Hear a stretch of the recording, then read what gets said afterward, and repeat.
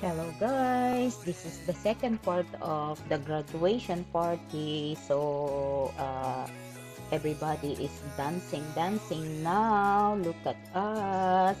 So uh, we're doing cha-cha. Alam nyo, variety talaga ang mga music namin. Pwedeng cha-cha, pwedeng 90s, pwedeng mga Latin, music or anything like disco or whatever we you know we feel like to dance, yun ang ginagawa namin. Kaya lahat talaga nag-i-enjoy. Ito yung mga group of friends ko na talaga namang ang sayaw napaka-importante sa kanilang lahat.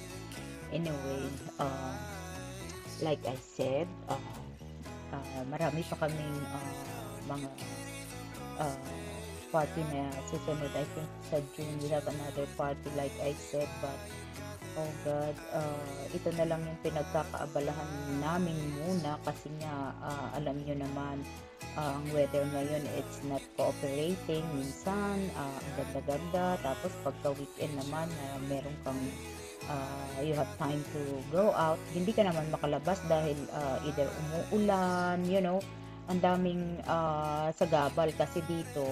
Hindi ka naman makapag-outdoor syempre kung ulan-ulan naman, but anyway we cannot complain dahil tag-ulan naman talaga ang usually ang ganitong season. So what can we do? So anyway, we're trying to find a way naman to enjoy. So good thing na lang yung mga tao, they are very, interested na gawin ito. Actually, ang dami ko pang pwedeng i-invite dito sa party na to. But the thing is, sa mga party-party namin, kaya lang maliit lang talaga itong party room namin. So, it's really hard na mag-invite ng maraming tao kasi um, mainit, especially this summer. Siguro kung winter, it doesn't matter kung full pack kami kasi malamig naman. So okay lang na magpawis-pawis ka, hindi ka masyadong maiinitan, not like right now. Look at the people, lahat sila may dalang paypay kasi mainit talaga. Buti nga lumabas yung mga bata. Actually yung mga bata, yung nag-graduate, sila naman yung na-out of place. Kami naman tong mga magulang ang nag-have fun sa mga party nila. So anyway, ganun talaga kasi hindi naman siguro sana yung mga bata na ganun, hindi katulad ng time namin na andito pa yung anak ko, talagang they had fun, nag-enjoy talaga lahat ng bata, talagang sayaw-sayaw sila. Diyos ko, kung ilalagay ko nga lang dito yung video during the time na nagpa-party-party kami, but I'm not ready for the video yet. Nahahandle ko yung picture ng anak ko, but the video, I don't think if I can handle it. So, mahirap talaga pag nag-move kasi talagang mahihit ka. Kaya minsan pag sa Facebook nga, if once I open the Facebook, yung mga memories ba, minsan may mga ano doon, may mga video doon. So, I have to make sure na, hindi ko mabuksan. Kaya, hindi yun madali. But anyway, look at me. I know a lot of people are very happy na nakikita kami na we're doing, we're doing well, na parang nag-move forward na kami, which is, sa totoo lang, totoo naman yun actually. Kaya lang hindi yung totally, hindi naman mangyayari yun. Kaya minsan there's a time din na na-feel bad ako, pero like I said, ganun lang naman, normal lang naman yun. Kaya I have no choice but to keep going. But like I said, at least pag with the group, I'm normal, at saka pag nagtatrabaho ako, I'm a normal person ako. Although pagdating ng, gabi, ang hirap pa rin ako. So anyway, ganun lang naman ang buhay kasi yun talaga yung buhay na binigay. Anong magagawa natin, diba? Kaya mag-have na lang tayo. Uh, Kaya nga itong mga friend ko na ito, lagi kong sinasabi sa kanila, hindi na ito yung time na magpa-keme-keme pa tayo, hindi na ito yung time na mag-i-inacti pa tayo.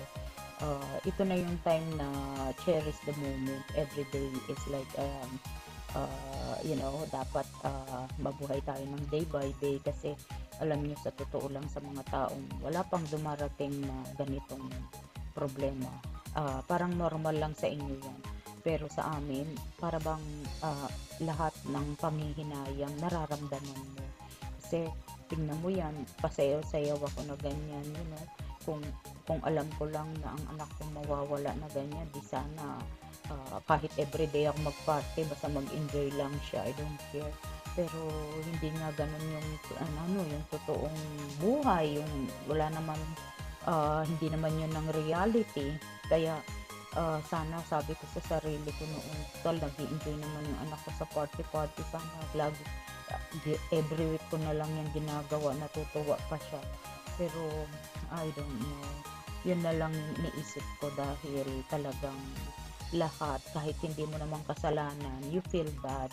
'Yun naman lagi ang mararamdaman mo, kahit na, hindi naman dapat. But anyway, this is Mia's party so we cannot drama-drama. So, I'm just saying kasi I just, when I'm watching the video, talagang it's not easy. Nakikita ko yung paligid na sana, andiyan din yung nag-enjoy yung anak ko. But anyway, I'm so glad dito sa mga batang nakakapag-aral, nakakatapos kasi nakikita mo yung future sa kanila.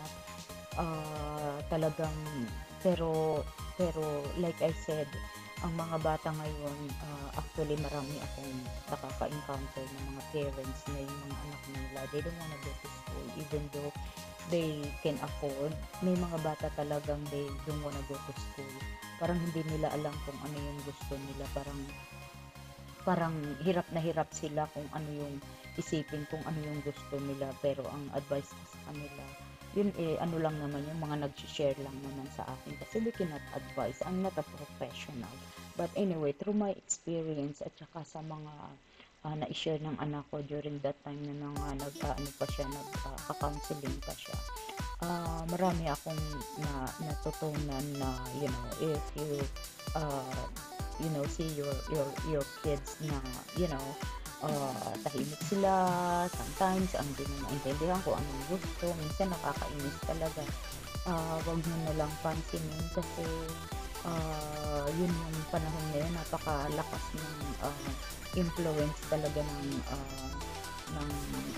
industry ngayon. Talagang ang mga bata, para bang lahat sila i-depress, parang, hindi kasi nila alam, especially dito, hindi kasi nila alam yung totoong hirap. Akala nila they worry about somebody else, they worry about the politics, they worry about the religion, hindi yun yung mga gusto na nilang gawin kasi hindi na yun yung gusto nilang pag-aksaya ng panahon kasi sa kanila, since nakapag-aral sila, sa kanila para bang ang mga bagay na yan ay parang mga gawa-gawa lang yan lahat ng mga tao.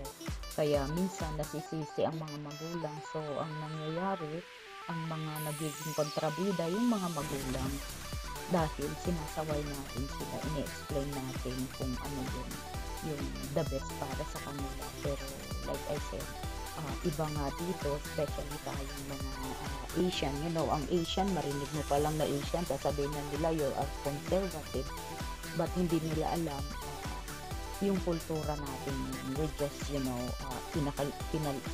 kinalakihan natin way, yun din ang pinasdan sa atin ng mga magulang. Pero I know may mga magulang naman na they don't care, wala naman silang pake kung anong gusto mo gawin since you were young, pero like I said, majority sa atin na mga Asian, especially Asian, we are very concerned parent. But the problem is sometimes sa mga bata, feeling nila tayong mga, masyadong concerned parent, we are toxic, pero hindi nila naintindihan na that's how we love our kids so much. But like I said, hindi rin nila yan maintindihan, not until they have their own, their own kids. Kaya yung mga katulad namin na hindi na kami nakaranas ng magkaroon ng apo, so hindi na yun maintindihan ng anak ko. But right now, sa posisyon namin, of course, she's already there. She knows everything. She understand everything, you know. But I'm pretty sure she's happy because we did our best. Talagang kami ay ginawan namin ang magagawa namin para sa anak namin. Actually, ako sobra talaga ang binigay ko sa anak ko. Minsan, kaya nga na-mention sa akin ng mga kapatid ko na talagang na-spoiled ko yung anak ko, which is totoo yun. Kasi you cannot avoid naman pag isa lang ang anak mo. Although, hindi pa rin ako nagsasawa magpaalala sa kanya kahit ibinibigay ko lahat ng gusto niya. But, hindi ko regret na nabigay ko lahat ng gusto niya because uh, ngayon at wala na siya, kung mas mahirap kung hindi ko na ibigay yung mga lahat ng nagustuhan niya. Although, nakita ko talaga na mahirap pala talaga ang lumaki dito kasi first of all, especially sa anak ko, she's by herself. Wala man siyang kalaro everyday. Hindi man lang niya nalabas yung energy niya sa makipaglaro sa lahat ng bata. But anyway, wala naman tayong magagawa kasi lahat naman ng bata ganito dito, kaya nakakalungkot dahil ang mga bata dahil nakulong sila, hindi sila nag-enjoy sa buhay nila, hindi sila naging katulad nung panahon namin na kahit maigpit yung mga magulang namin, nakakatakas kami maggala kasi kapitbahay mo, kilala mo, kapitbahay mo, maraming bata, marami kang kalaro. Samantalang ang anak ko, ang nakakalaro niya lang yung mga pinsan niya, which is older than her, you know. Yun lang naman ang lungkot na lungkot ako, pero hindi ko naman alam kung ano yung tama na dapat ba binigyan ko siya ng another one. Pero kung wala naman akong chance, hindi naman ako ang may kagustuhan. Diyos naman yung may gusto na isa lang ang anak ko, kaya talagang minsan parang gustong-gusto ko seryosin yung sarili ko. Sana nagtry kahit na ganun. But anyway, na ano na ako na what do you call this, na ano na ako, para bang nakumpante na ako, good na ako. At least, ayoko na kasi magreklamo at may isa akong anak kasi, you know, hindi ko naman, matagal ko namang inintay yung anak ko, 10 years ko siya. 10 years bago ako pinagbigyan na magkaroon ng anak. Kaya sana man lang kung nag-start ako ng early, at least nakasama ko siya ng mas matagal. Pero like I said, hindi rin naman yun ang kwento ng buhay namin, kaya wala rin ako magagawa. So anyway,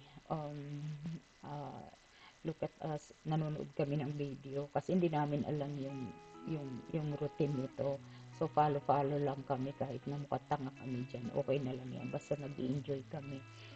Kasi marami na ngayong video na, you know, hindi naman madaling mag-memorize ng mga routine kasi we're busy naman, di naman lahat ng oras nakakapag-practice. Especially now, ako medyo hirap na hirap ako mag-memorize ngayon because ang utak ko napakagulo. Gusto ko nga mag-yoga pero ang utak ko kung saan pumupunta. Kaya tingnan nyo ang aking tiyan, talagang tumutubo dahil sa kulang na ako sa exercise. But you know, pinipilit ko pa rin kasi mahilig nga akong magganito, mag-party. So kung hahayaan ko yung sarili kong hindi na ako gagalaw, I don't think if I can still dance, hindi na ako makakasayaw later on. Kaya ang ginagawa ko, kahit pinipilit ko talaga na makapag-yoga man lang, makapag-walking man lang, para lang wag lang sumikip yung mga ugat ko. Pero honestly, ang sakit-sakit na ng likod ko kasi alam niyo naman may back problem ako, pero I don't care. Since this thing happened to my daughter, honestly, natalo lahat. Yung mga pain ko is mas, hindi ko na inintindi, mas may pain yung puso ko kaysa sa katawan ko. Kaya ngayon, parang feeling ko, I don't care, hindi ko na iniintindi yung masakit, hindi na ako nagre-reklamo. Wala na akong iniintindi kasi natatalo nga ng puso ko yung mga sakit ng katawan ko. Kaya ngayon, just keep going na lang ako. Pero minsan I feel bad kasi may mga taong lalapit sa'yo, oh you doing well, ganito, so glad na nag-move on ka na, ganito. Pero masakit sa puso yung sasabihin mo move on kasi there's no way na mag-move on kami sa case namin Kaya minsan yung mga tao hindi rin naman nila kasalanan yun, hindi naman nila alam kung ano yung tamang term para sa amin. So, but honestly, I feel bad talaga parang nakokonsensya ako pag nakikita ko I'm doing this, naghahapan ako, although alam ko naman ang anak ko gusto niya ito ang nangyari sa buhay ko, sa buhay namin, na wag namin sayangin ang buhay namin. Kaso, pag ganun nga, nafe-feel bad pa rin ako kasi bakit ako nag-i-enjoy samantalang lungkot ako dahil wala nga yung anak ko nito. But anyway, what can we do, right? So, I'm pretty sure andyan lang yung anak ko. Nakikita niya na we're doing good, we're doing very good, we're doing very well. Kaya, ayun na lang ang masasabi ko. So, anyway, look at us. Talagang hindi ako umuupo the whole party. I stand up, I dance, ang mahirap lang ito si Merlin, usually hindi yan umuupo din, but since party niya ito, kailangan niya mag-host, kailangan niya mag-entertain ng mga tao niya. But ako, during my party, kahit na party ko yan, I'm not gonna stick with, basta sinalubong ko sila, pinaupo, pinakain, tapos bahala na silang mag-entertain sa sarili nila. Lagi kong sinasabing sa kanila, help yourself, kasi hindi ko kayo ipapamper, kasi I need to be with the I need to stay in the stage para magsayaw, so everybody can join with me. Kaya yun ang sinasabi ko sa kanila. Kaya kung may na-invite ako ng mga tao na kailangan mo pang asikasuhin, this is not for me, you're not for my party. Kasi ako talagang sinabi ko yan sa mga tao ko, pag nag-attend kayo, sasalubungin ko kayo, papuin ko kayo, i-offer ko kayo ng food, and then help yourself na, kasi ako talaga mabibisi ako sa dancing ko. Kaya yung mga taong sabihin nila hindi ko sila ini-entertain, pero I'll check them once in a while. Nagra-round talaga ako to make sure they're doing well, to make sure na hindi sila naboboard. I'm trying to give them an idea na ayain ko sila, patayuin ko sila para mag-enjoy din sila. So yun ang trabaho ko talaga dito sa aming ginagawa namin mag-asawa. You know what, we're a very good sana we're a team sana talaga, especially yung andito pa yung anak ko, pero talagang walang perfect na buhay. Look at us, pareho kami nag-entertain ng mga tao. Kahit na kami yung pinaka broken hearted, kami pa yung nag-entertain, but it's okay. It's a big yan sa namin, sa recovery namin, na nag-enjoy kami, na BBC yung brain namin. So anyway, hanggang dito na lang muna. So wait for another video kasi medyo haba ito, and I cannot put it in one video only because I'm gonna be in trouble to YouTube. So I will see you again next video. Please wait for my next video. Thank you so much, and God bless us all. Take care, everyone. Look at the cake. It's a cupcake. I love the presentation. Okay, congratulations again, Mia.